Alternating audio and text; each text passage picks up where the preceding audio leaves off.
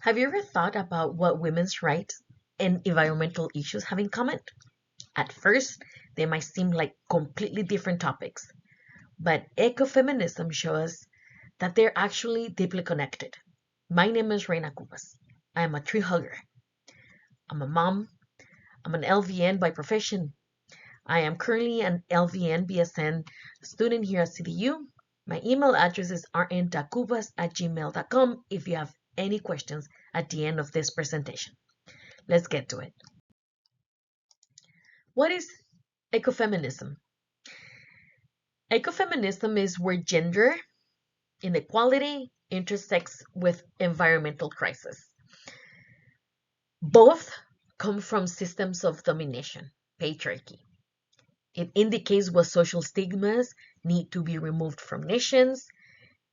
It pursues a more robust and impactful environmental action, and it analyzes the socio-economic and political structures that create inequality.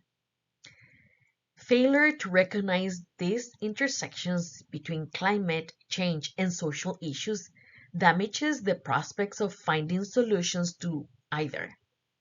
In the case of gender equality, elevating women through social initiatives, specifically improved access to healthcare and education, has a direct impact on reducing emissions by reducing a country's total fertility rate.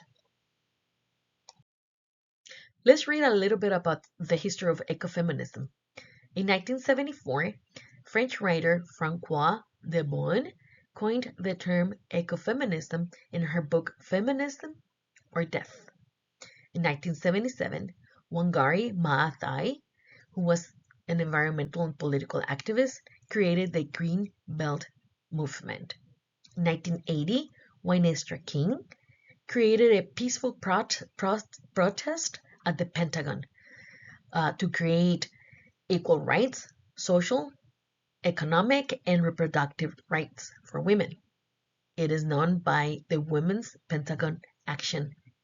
In 1985, the Agwanes Mother's Milk Project was launched by Kathy Cook. The Chipko movement grassroots protest took place in 1970 in the Himalayan region of India. It was a non-violent ecological protection. The cultural legacy of Chipko word translate into cling or hug. That's where the phrase tree hugger comes from.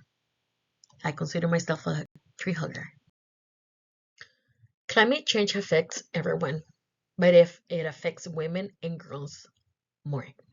Some groups are hit even harder, like Indigenous women, Black women, older women, LGBTQ plus people, women with disabilities, migrants, and those living in rural or dangerous areas. Matcha Foreign explains that if people are ignored in everyday life, their needs will also be ignored during disasters. As we can see that on the picture, that this woman on our left, the one on the top, she has to go 3 times a day to fetch water to use for the goats and sheep because the animals are too weak to walk. Various consequences of drought, and this is everywhere in the world. More violence against women, maternal death, child marriage, infections, hunger, malnutrition, illegal land grabbing, and generational poverty.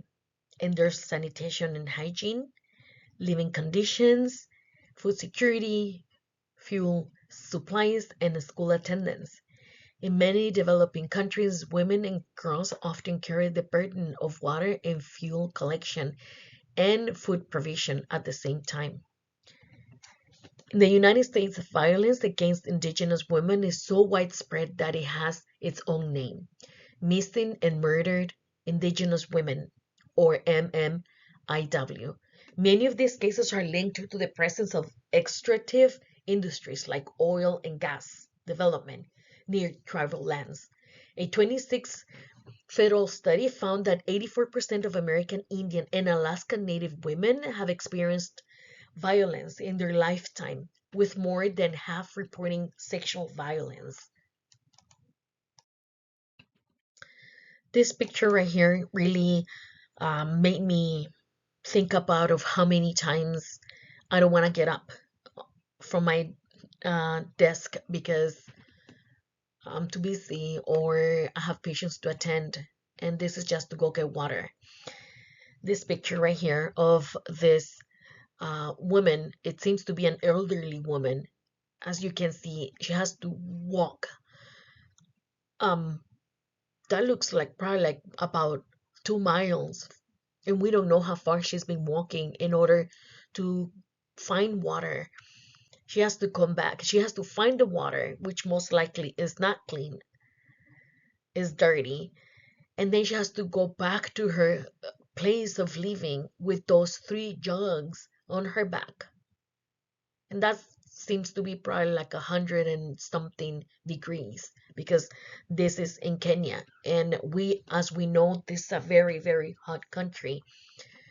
And that's why I left it alone as a statement that let's try to save water here in the States because honestly, at this point, water is a privilege that we have right next to right down the where we work. There's so several water stations that we can just fill up our water while there are millions of women and girls and people of color in the LGBT community that don't have access to clean water, which it's not a privilege, it's a right. It's just a basic human right. This slide right here combined people in this region spend about 26 million hours every single day just to access water, which disproportionately affects women, limiting their time for education, work, or any other opportunities that they might encounter in their country. Ecofeminism also addresses the needs of the LGBT community. It's not just female needs and girls' needs.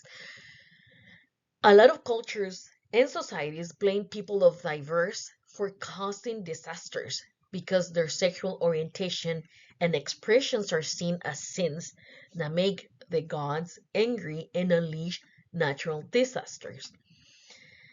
Persons of diverse, including lesbians, bisexuals, and queer women, they become targets of direct violence, physical and verbal, and their diverse needs are forgotten in the aftermath of disasters.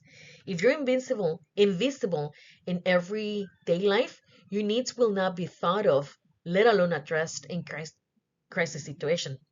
Humanitarian programmers tend to be heteronormative and can reinforce the patriarchal structure of society if they do not take into account sexual and gender diversities.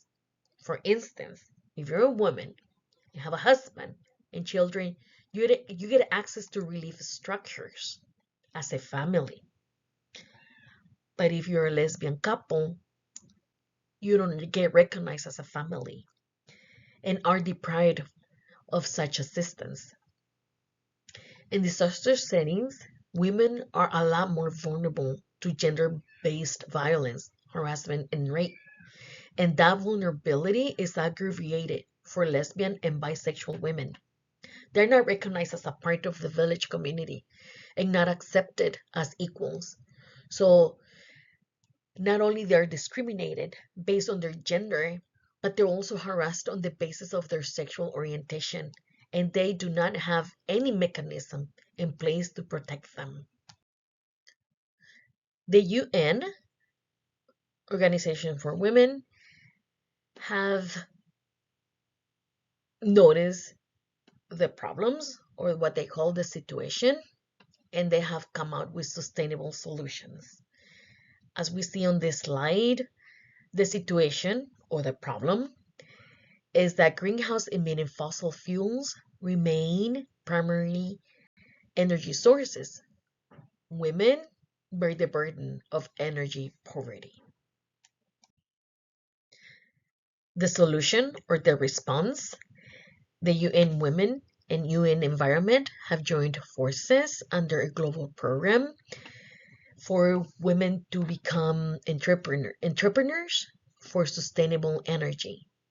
This will roll out in Senegal, Morocco, Myanmar, India, Indonesia, and Bolivia.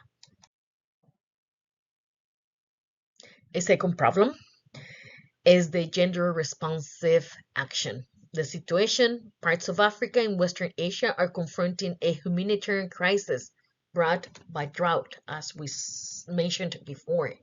The miles that women have to walk to get water and then come back. Um, in Kenya, 3.5 million people lacking food security out of the 5 million are affected by drought. 36,988 pregnant and lactating women, they're requiring treatment for malnutrition. Also, in addition to education, states must provide women with the resources needed to finance their own ambitions and pursuits. Microfinancing is a type of financial or crediting service that directly targets individuals and small firms that are otherwise unable to access conventional banking service. And it has proven particularly successful in elevating women in rural areas. Microfinancing can be provided by local communities, governments, or specialized institutions.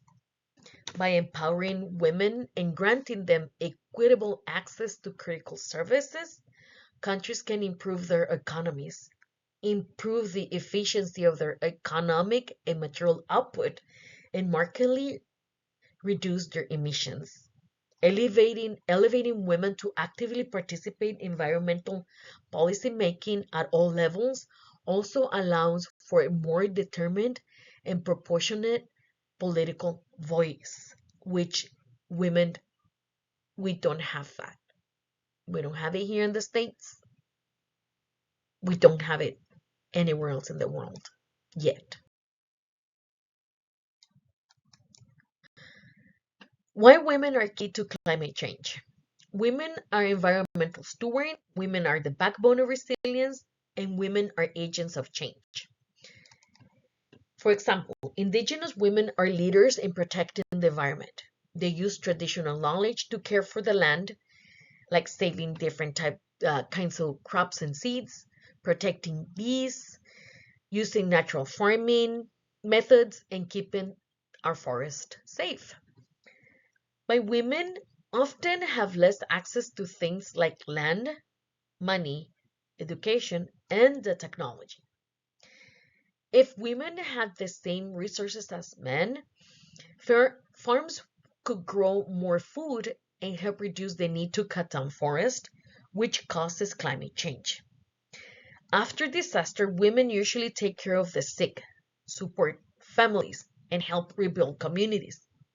Even though they do so much, they're often left outside of decisions about recovery and planning. Including women in decision making is very important because of their knowledge and their skills can improve recovery efforts. In every life, women also help the environment. In many countries, they make most household buying decisions. They're most likely to recycle, reduce waste, buy eco-friendly products, and save water and energy. Women also make a difference in leadership. Countries with more power in women in government have a stronger environmental laws. Business with more women leaders also tend to care more about the environment and invest in clean energy. The following slides are what I called the faces of ecofeminism. These are women, girls, members of the LGBT community, people of color, and indigenous that are making an impact by promoting gender equality and climate justice worldwide. We have Leah Namuwerga, Sujrelska Roske Martinez. We have Hilda Flavia Nakabuye and Brianna Friend. We have Leah Thomas and Isaias Hernandez, who's also known as Queer Brown Vegan. On this slide, we have the famous Greta Thunberg and Isra Hirsi, who's from here from the States. My last presentation is on Vandana Shiva. She's a world-renowned ecofeminist who has been fighting on behalf of women against industrial agriculture and genetically modified crops. According to her philosophy, the absence of indigenous knowledge, local communities, and female representation deteriorate our relationship with Earth. There's a video. Please press play and watch how she became about becoming a world-renowned ecofeminist. She explains why she's a tree hugger. I hope we all become tree huggers at the end of this presentation. Thank you for listening. Enjoy. Have a great evening.